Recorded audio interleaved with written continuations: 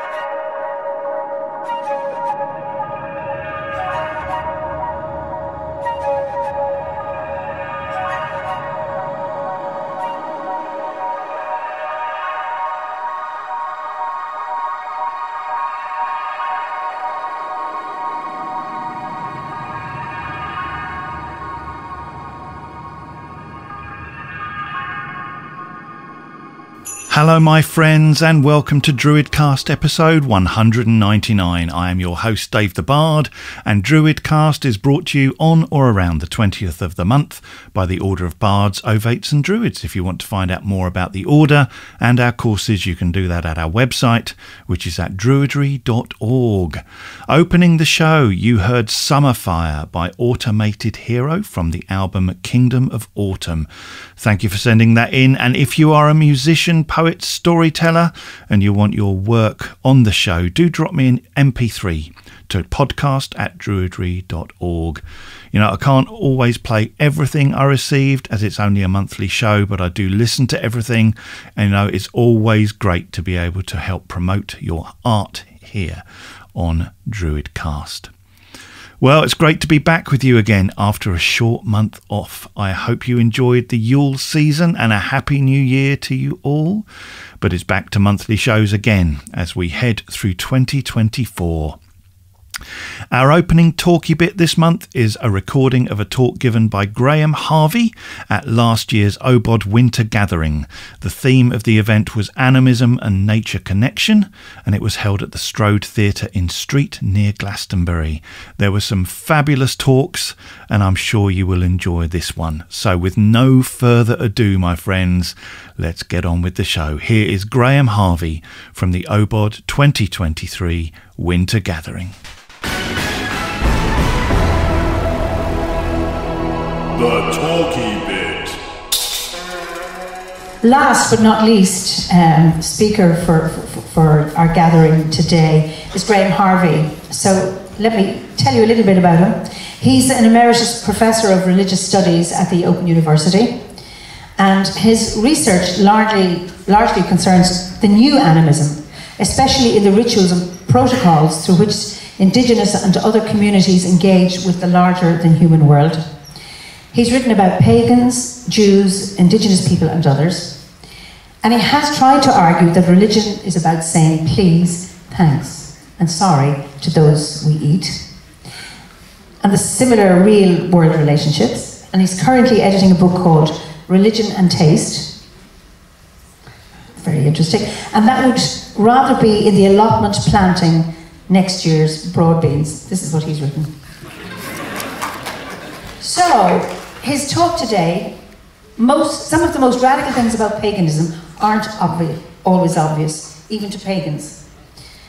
I hope you make them obvious with this talk. Anyway, while it is easy to be romantic about nature, that is, imagining fields and moors to be pristine and ecologically rich landscapes, expressing gratitude to the other than human beings among whom we live is a direct challenge to the human separatist movement called modernity.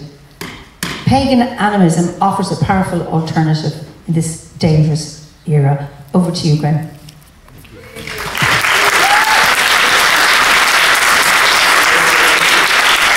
Thank you very much. So, thanks for the welcome, and thanks very much for the invitation to be here, and thank you for being here for this session. It's a great honour to be back among OBOD Druids. Some of you know I spent some time with another Druid order, the Sods, secular order of Druids, in case you thought it was a rude word. But I've had some wonderful times with OBOD at OBOD events, particularly like the diversity of OBOD and of Druidry and of paganism. So anything I say now, as with Gordon's kind of thing, I don't mean to offend anybody, I don't mean to assume anything. I'm certainly not assuming that you all ought to agree with me about anything at all.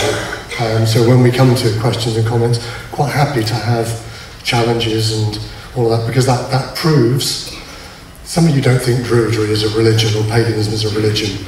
As a professor of study of religions, let me tell you that that's the first proof that it is a religion. So we're going to move on. I won't do that whole thing. So I want to talk about the amazing world that we live in.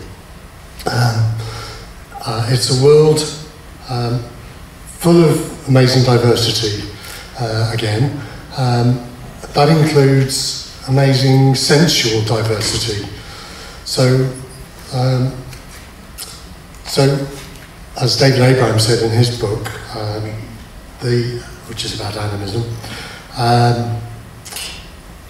the world is sensual, we have senses. The two work together, they don't work separately.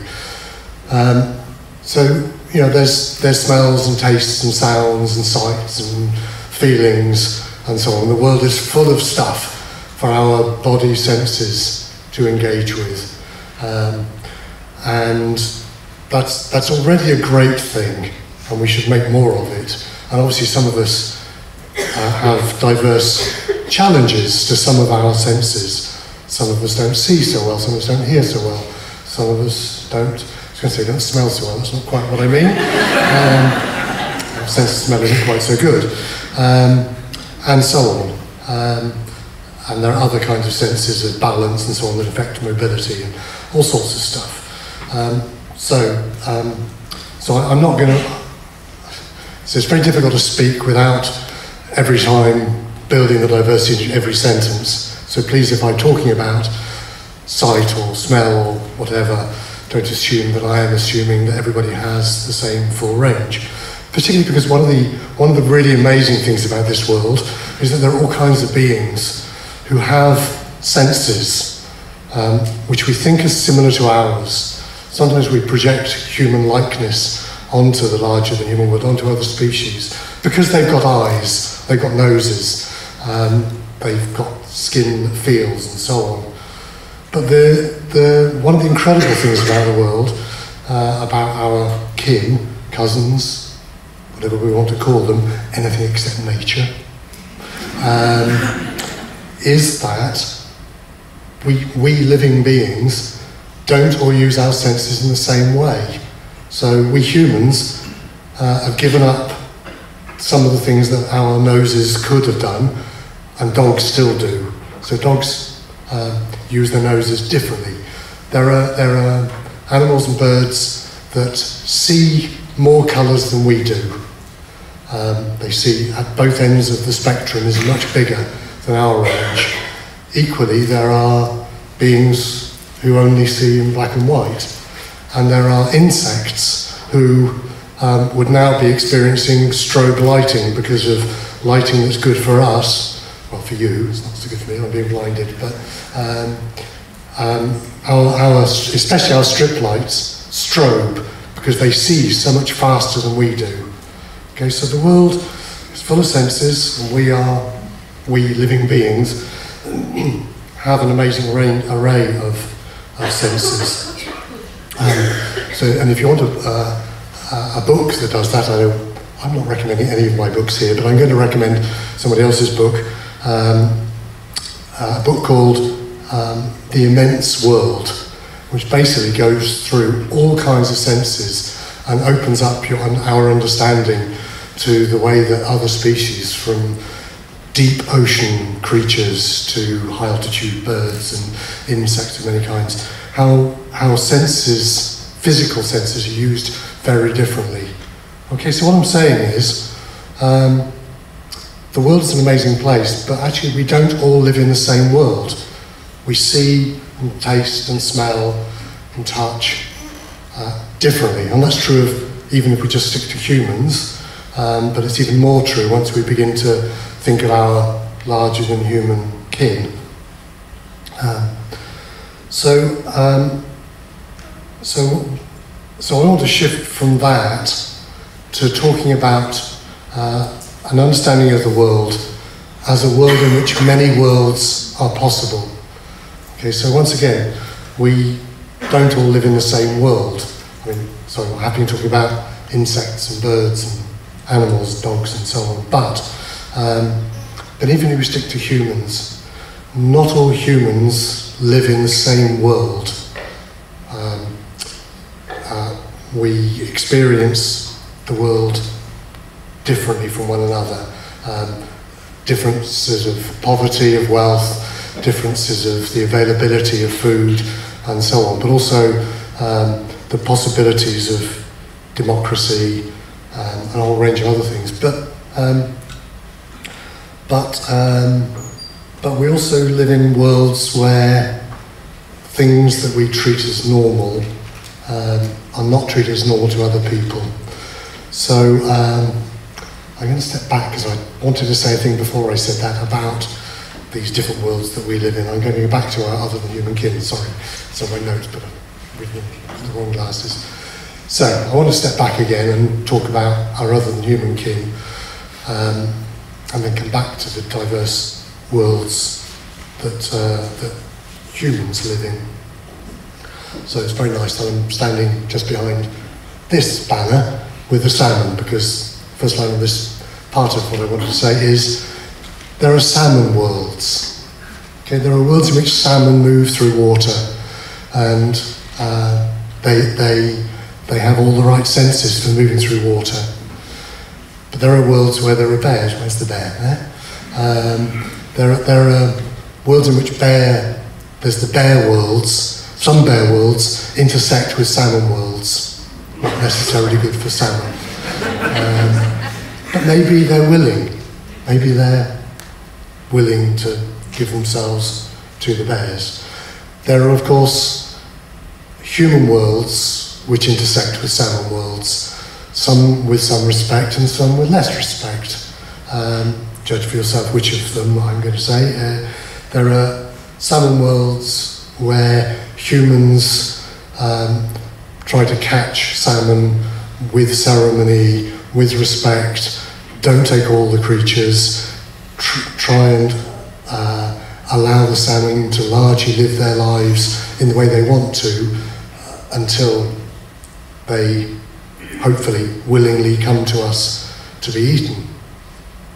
And there are salmon farms where salmon are trapped. Like, who's pretending I'm not being disrespectful here? There are salmon farms where salmon are trapped in small cages, only survive because they're heavily chemically dosed to stop them getting diseases, and even then that doesn't work. So that gets hidden from us in this industrial process. So they're already different worlds. Salmon worlds are different kinds, human worlds and bear worlds that intersect, and we move through those worlds in different ways. There are caribou worlds, there are hedgehog worlds, and sometimes we, people in this room, have closer or more distant relationships with some of our larger and other than human kin who we want to look after. So we've heard of Gordon and toads, other people who have closer relationships with magpies and other corvids and so on. Some of you, I know, will be expecting me to tell you about our close relationship with some bacteria. All together now? Thank you. Those of you who have heard me talk before obsessively know that if you are, I'm not going to do this in your leisure, if you were to touch your inner elbow, you are now touching the preferred home of up to 5 tribes of bacteria, right? So we heard just earlier about our symbiotic relationships. We're never alone. We are not individuals. There's no way you can be an individual. Anybody? Anti-Python line, twisted. We all know there are gut bacteria that we feed, and some of us probably know that those of you who have given birth to a human child and have fed them from your breasts have also been feeding bacteria, right? And I mean that not in the sense that the bacteria, like most bacteria in our guts, they break down the stuff that we take into our mouths and make the nutrients available to us. But when mothers breastfeed, there are things that are fed that are not absorbed by the babies. They're only there to feed bacteria, to improve the health. I mean, certainly it improves the health of the mother and the baby, but there are specific things that you, as a symbiotic creature, are providing for the well-being of the rest of the world. So we live in multiple worlds, but when we, as I already anticipated, getting the wrong order of my ramble, we don't all live in the same world. So I want to use a phrase which is popular among the Zapatista community in Chiapas in Mexico, who are an anarchist revolutionary movement who are trying to create a more just and sustainable world for everybody. And it's a very interesting resistance and revolutionary movement. So they have this phrase, which is what we want is a world in which many worlds fit. Because all these multiple worlds can just collide with each other. as when we industrially farm, as when we throw our plastic into the rest of the world, the throw away, as if there isn't a way. We pollute without even thinking about it. Here's another little throwaway. The era that we are now in, the Anthropocene, as many people have called it, is a geological era which will, if anybody survives, one day be traceable by the evidence of plastic in rocks, the increased background radiation across the planet in the water and the air and the land, but also by chicken bones. The massive amount of chicken that humans now eat has become part of the geology of this planet in a way it never was. So, there are big, big challenges. But I just think, just think about that. Something as ordinary as chicken bones. I mean, we don't think that we're responsible for nuclear radiation, and we're very careful with our plastic. But these everyday things like chicken bones that are affecting, that will become part of the geology of this planet. So the worlds that we live in collide. The human worlds, as well as the worlds of salmon, of caribou, of hedgehogs, of toads trying to cross what we think of as roads, crossing a forest. What's the phrase there? The road doesn't cross the forest. No, I can't remember how it goes, sorry. So the toads, that's their world, and they're travelling through, and our world collides. And these are different worlds.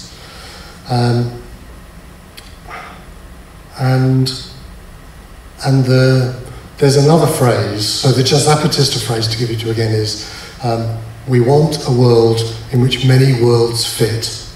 So it's not like they want to dominate and impose one way of living, basically an indigenous, anarchist world. They don't want to impose that on everybody else, and certainly don't want to impose the Zapatista indigenous understanding of the world. They want the diversity of many indigenous and other than indigenous understandings and ways of moving through the world to thrive together, because diversities thrive better as they interact with each other, because none of those worlds are separate, just as we're not individuals, so none of those worlds is individual. They all at some point affect other worlds.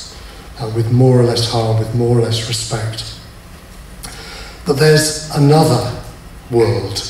Among those many worlds, there's one that's been called the one world world. Some people say it's not a world, it's just a destructive machine. But the one world, if I just keep using that phrase, is the world of modernity.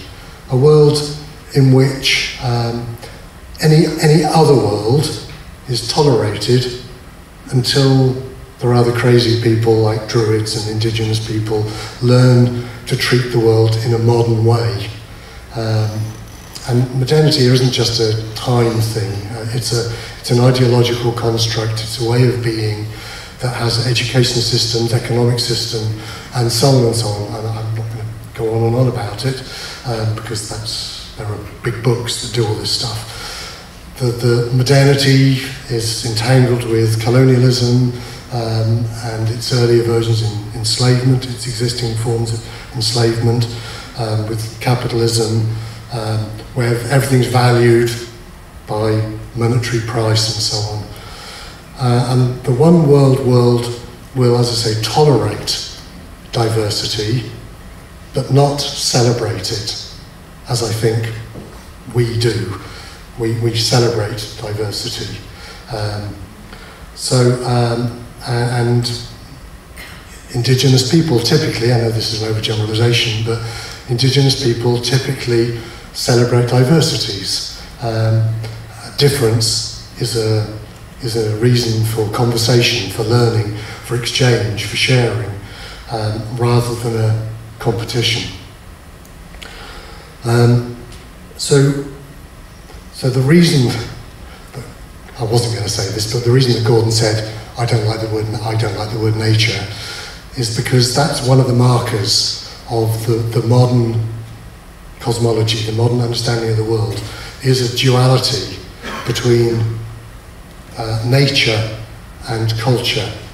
So we quite easily think about different cultures, and we quite easily think about one thing called nature. And I'm saying we, and I think we in this room are kind of, if not struggling with it, we want to reject it. It's a difficult thing because if the idea of nature in that modern construct, a modern culture, the one world, is quite mechanical. Animals are instinctive.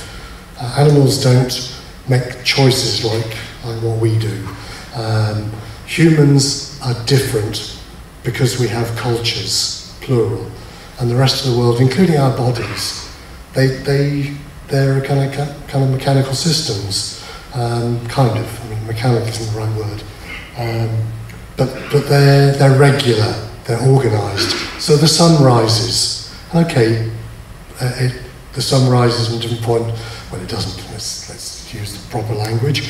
The Earth tilts so that the sun appears to rise over the eastern horizon, and it does it in a regular way that can be recorded and can be predicted.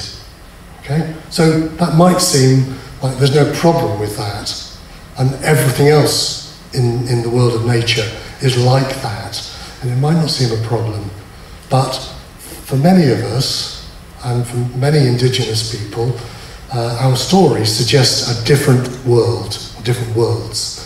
And in these different worlds, the sun chooses to stick to the tradition of rising in the way that he, she, they rise. And the sun, the moon, the stars are very traditional people, and so they stick to the rules. There are stories, of course, that they didn't always. So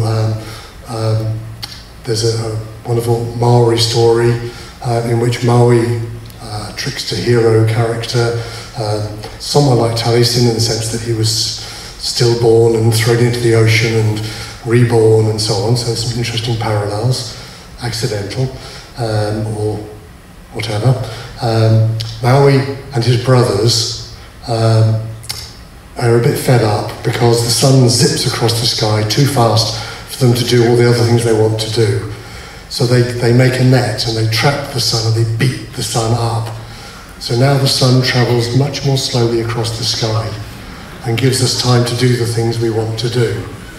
And there's a lot of stuff in Maori tradition about the shaping of the world, the cosmos, so that life is more possible for more beings. Right from not the beginning, because the beginning is tepo. Tepo is a nothingness or a not nothingness, a chaos. But after many generations, in the Maori evolution story, Maori cosmology story, in the glimmer of light of early dawn, you see Mother Earth and Father Sky locked in sexual embrace. And there are children being born, but there's nowhere for them to move in that rather sticky, squashed space. So again, their children, one of them pushes Father Sky off Mother Earth to make space for other life to become possible. There are lots of stories like that, which encourage the hearers, us, to make life possible for others, to increase the possibilities, the worlds in which many worlds fit, rather than insisting on a single world where only one thing can happen, which is to improve the economy or something like that. We know where that comes from. So I, in the blurb, I was saying things about paganism, including pagan Druidry and many other varieties, is quite radical, even if we don't always realise it. Sometimes sometimes we use the language of modernity. Sometimes we want to be the kind of individuals that the modern world wants us to be. Sometimes we want to be the consumers the modern world wants us to be. And we're not going to escape from that world. That's one of the worlds we live in. But we're also at the same time creating other worlds, more pagan, more druidic worlds, in which other worlds are possible. Other worlds fit. Other worlds are allowed to fit. Other worlds are allowed to thrive. And some of you heard me say before that one of the signs of pagan druid radicalism is the fact that from the early days of pagan revivals, plural,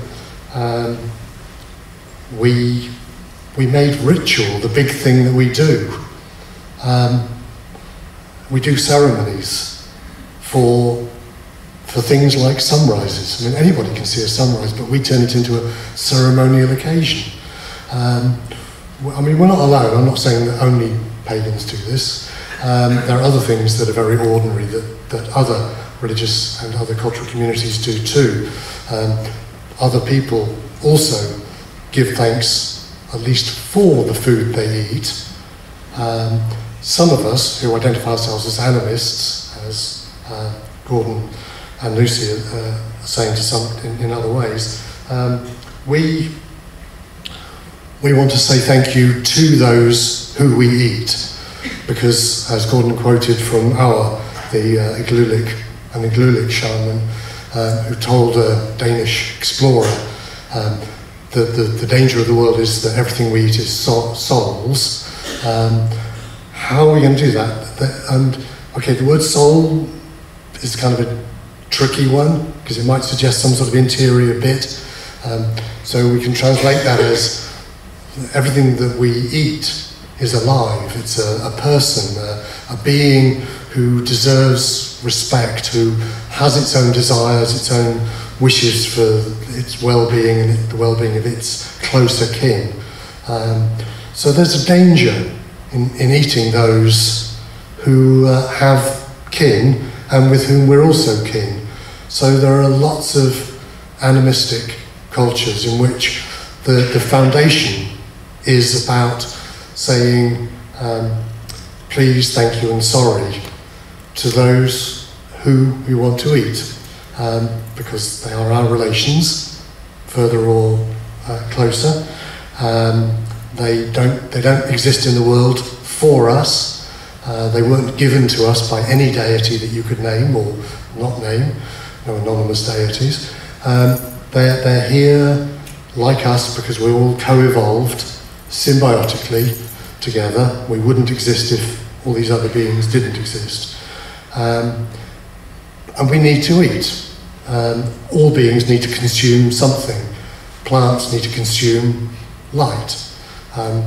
So maybe they have ways of expressing gratitude, and so on. So I have theorised, as a professor of religious studies, I've been trying to work out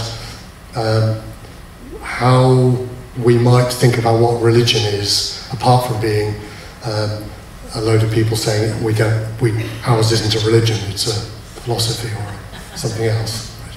Or we don't do religion, that's what they do. Ours is given to us by a deity or something. All those things very typical of people denying that they have religion. But one of the big challenges for Western academic study of religions and of spiritual cultures, or whatever you want to call them, is that we've inherited a lot of ideas from a predominantly Protestant Christian culture, in which, so if you were to try and apply for charitable status 10, 15 years ago, it's changed somewhat now, because now what you have to prove is, to get charity status, that you benefit the public, and that what you do religiously is not really bothering those people. But in the old days, and not so long ago, to prove your religion, you had to show that you had, if not a singular deity, certainly a singular principle that underpins the cosmos. You had to have a a coherent set of beliefs. You have to have all the things that Martin Luther and John Calvin and perhaps Zwingli, my favourite reformer, died in battle with a battle axe. That's not really why he's my favourite one. That's the kind of thing they would understand to be religion. Coherent set of beliefs about a transcendent deity. We don't need those things, and most religions don't need those things. So I've been trying to work out how else might we work out what religion means if, for example, an alien came from space and said to any one of us, "We've been watching your little planet. It's nice colour, you know, we like." We've seen what you call politics. We've seen what you call sport, and we've kind of got the hang of that. We've even seen a bit of catering going on, and we kind of understand that. All these other bits, but religion. Show me some religion. We haven't quite got the hang of what does this word mean? So I'm kind of intrigued by what would you show such a being? Where would you go? What would you show them? And I think that one of the ways to do this is to take them to a very ordinary meal, or a festive meal perhaps, because that's more often where we do the please, thank you, and sometimes sorry. And the sorry bit is, you know, I need to take your life because I need, if not me, the human bits of me to survive, the bacteria in my guts need to be fed as well. So we, the person that seems to be Graeme Harvey, needs to be fed in multiple ways. So, you know, but it's a dangerous thing to do. So we need to say these kind of words, and we do them best in ceremonies which can be very simple, like people saying grace before or after meals. Different religions do them differently, or in a big festive occasion where we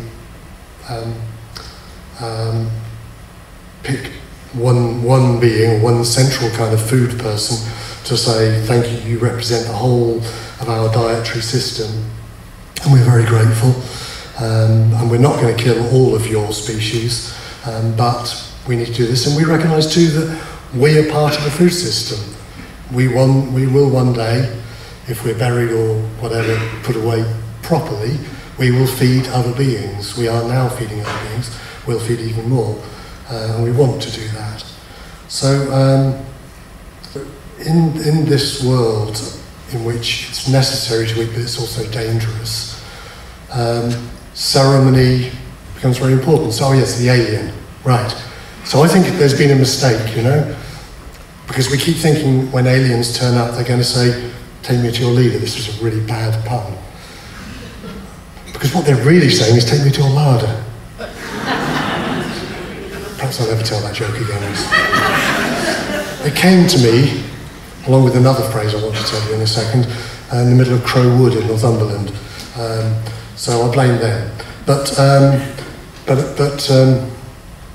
Okay, so I did say to some of you on a previous talk with Obod that it would be good if we stopped saying nature, because it takes us back into that world of culture-nature duality.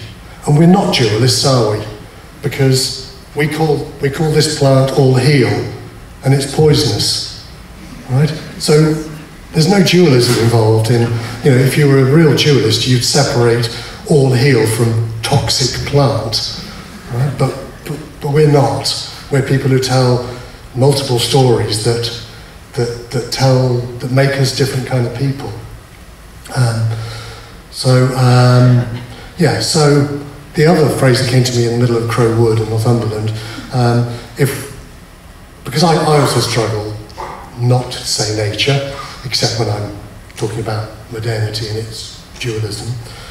So I wondered if we can say, instead of that that paganism is a nature religion, and that humans are part of nature, and all those other phrases, which are of course true, and I'm not denying any of those things, but maybe the phrase the nurturing world rather than the natural world might help us shift to what I think is a more pagan and certainly more animistic understanding of the world.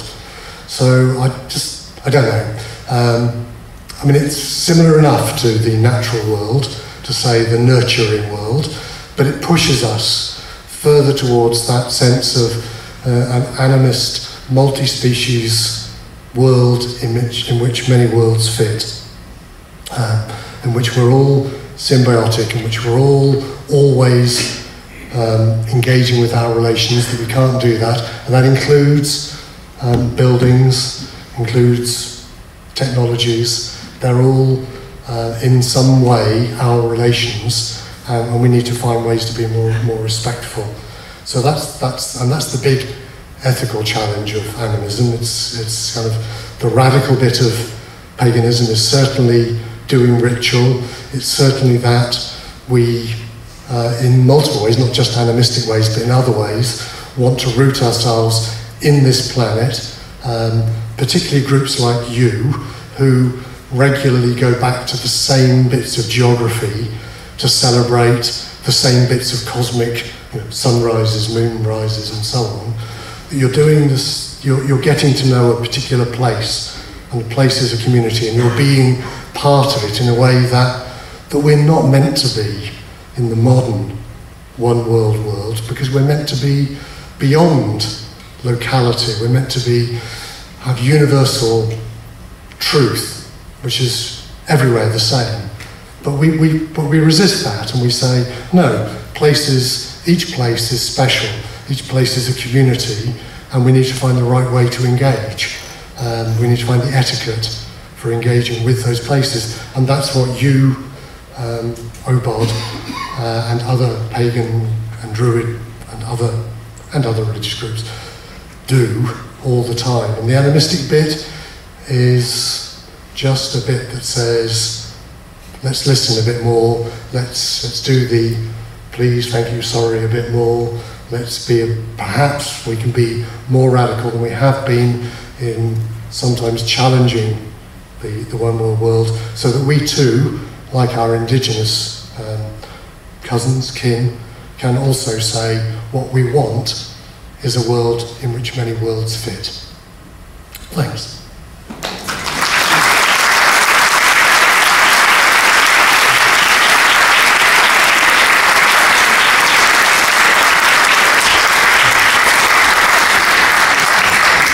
So a lovely reframe, from the natural world to the nurturing world.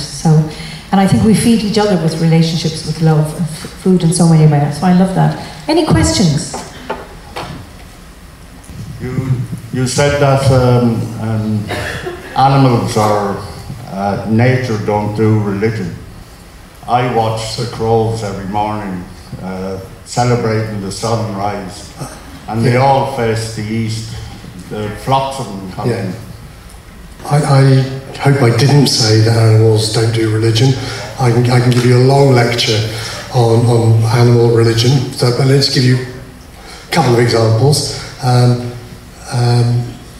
from respected scientists. So it's not just me, hippie, weird person. Chimpanzees. So two things that chimpanzees do. One is they have a dance of awe. We've heard about awe. So often when they encounter a waterfall or a thunderstorm, they do a particular dance that they don't do in any other situation. All right, and that has to be, for some people, that's the core definition of religion: expressions of awe, experiences of awe, and their expression. That's fine. The other thing is there are two communities of chimpanzees in a particular bit of forest in Central Africa. They both live in a place where they could eat both ants and termites. But one of the communities eats ants but not termites, and the others eats termites but not ants. They both have specific tools that they teach their children to use. They make the tools and they teach the children to use. So, there's other bits of culture too. Now, one of my obsessions is obviously about the centrality of food. And if you want to understand religions, it's all about food. Who you eat with, what you don't eat. So whether it's halal or kashrut, or whether it's Dutch Catholics and Protestants knowing they're different because one smokes pipes and the other smokes cigarettes, the things we consume mark our religions. If any human being had food distinctions like ants not termites, we would easily say it's religion. But chimpanzees, it gets scientists very edgy about it. I have no trouble saying these chimpanzees have religion. And you're exactly right, there are all kinds of other evidences of animals greeting the dawn, animals respecting the dead, remembering the dead, all kinds of things. So I'm sorry if it sounded like I was saying animals don't do religion. They very much do. We all very much do. Maybe the bacteria too. You've certainly softened the meaning of religion for me. Right. I've been brought up in a very strong religious background. Any other questions before Daniel? Actually, not a question, more like a challenge. Good. Sorry about that. I've been wondering, I do get the whole idea that of various worlds and might be more of a semantic discussion here. And I do get the criticism on the one world concept. But on the other hand, if we frame it like this, doesn't it separate us even more? I mean, if we start to, instead of speaking of living in various worlds, saying we are living in various systems, but we are all still living in one world, but this world needs to be diverse, yeah, and not to be unified in a, well, basically, yeah, fascist way. Yes, okay. The stories we tell make our world differently, and one of the things I think is by twisting the language, we might get a bit further. So, so we've been presented for, what is it now, 50 odd years, maybe longer, I can't remember, bad at numbers, with the image of the planet as a lovely blue, green marble. And we've been told that shows us that we all live in one world, and we should, there's good ecological messages there too, but it also collapses those differences and suggests something about management and it suggests we can step outside and see the whole thing. So sometimes that notion of the globe as a kind of smooth marble, I think undermines the kind of attempt to celebrate diversity, to allow other beings to thrive and survive, more than survive.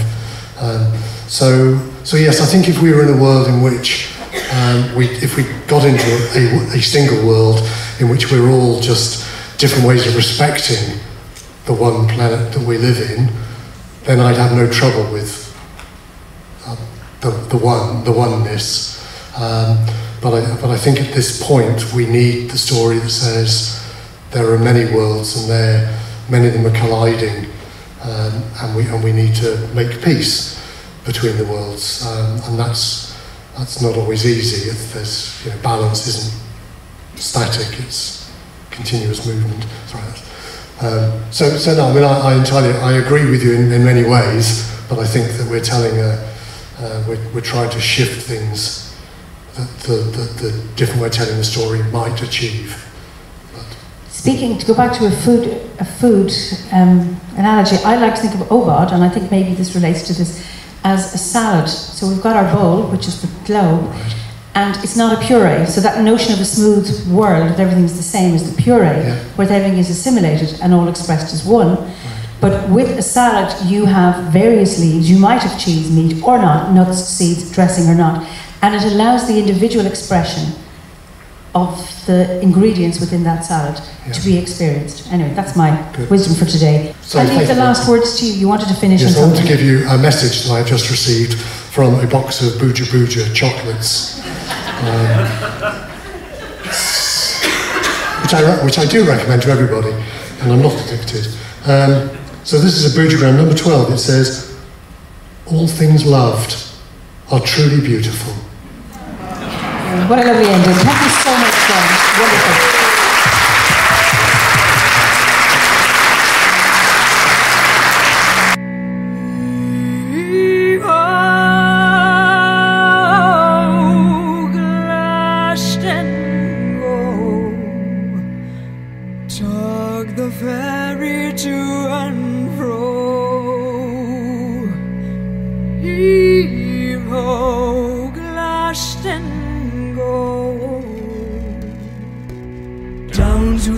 river below.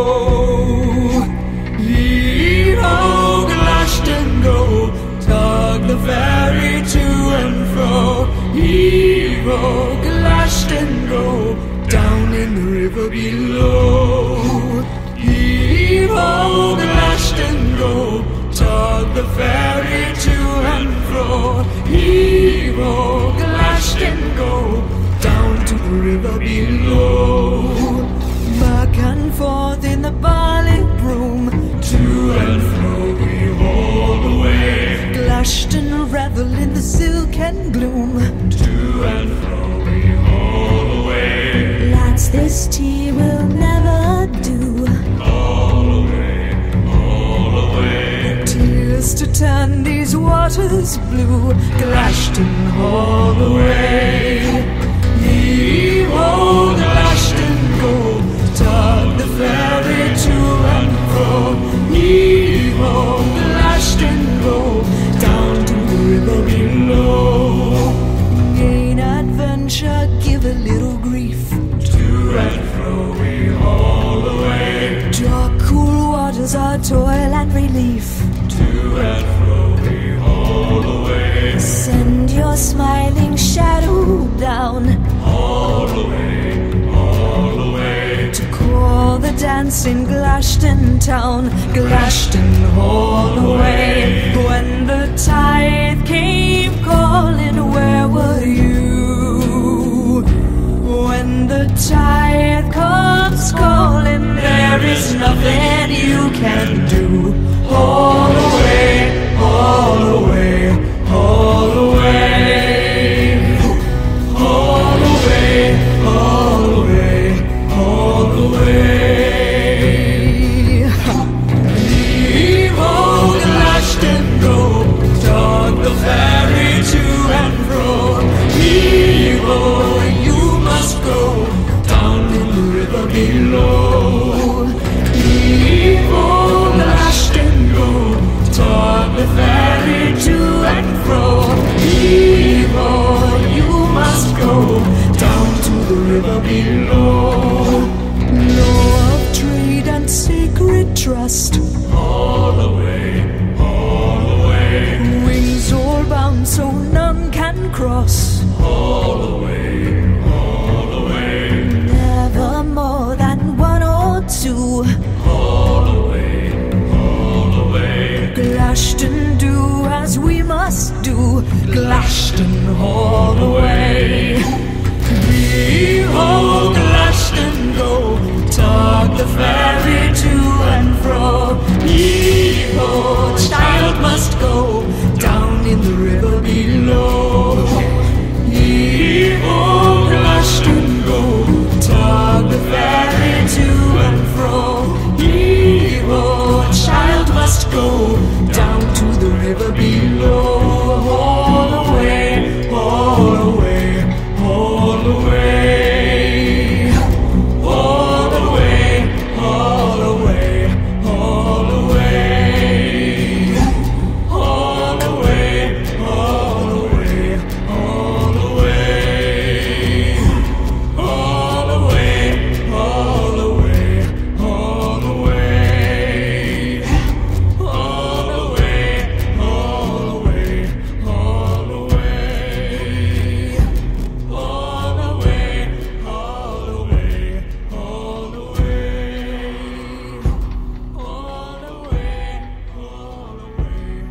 haul away, haul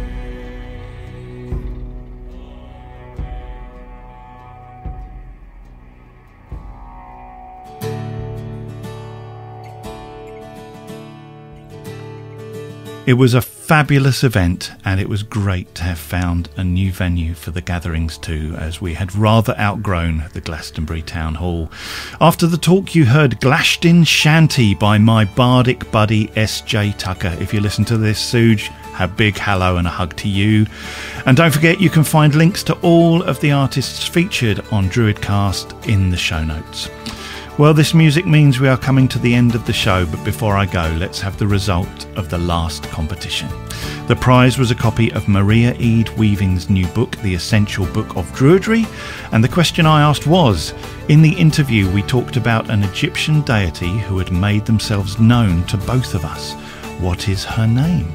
Well, the answer is Isis, and the first name drawn from the hat and winner of that fabulous book is Zachary Hermes from Texas, USA. Congratulations, Zachary. That book will be with you very soon. The prize this month is an absolutely amazing book, and it is a big, thick tome too. It is the Handbook of Contemporary Animism that was edited and created by our speaker this month, Graeme Harvey. And the question I'd like you to answer is, during the questions at the end of the talk, Graeme talked about a particular species of ape, and this is not humans, by the way, I'm talking about, that do a dance of awe. What is that species of ape? During the questions at the end of the talk, Graeme talked about a particular type of ape, that is not humans, that do a dance of awe. What is the species of that ape? Email your answer along with your full postal address to podcast@druidry.org, and one of you will win a copy of that amazing book. Well, that is a show. I will be back again next month with episode 200. I can barely believe it. Episode 200. If you've enjoyed the show, it would be lovely to hear from you. Drop me an email or even a short MP3 recording, and if I get some, I'll play as many as I can on the next month's show. It will be a celebration of DruidCast reaching 200 episodes. So I will see you all then. In the meantime, have a wonderful Imbolc if you are here in the Northern Hemisphere, and a blessed Lunasa to all of you listeners down under. Until next month, my friends, peace and blessed be. Goodbye.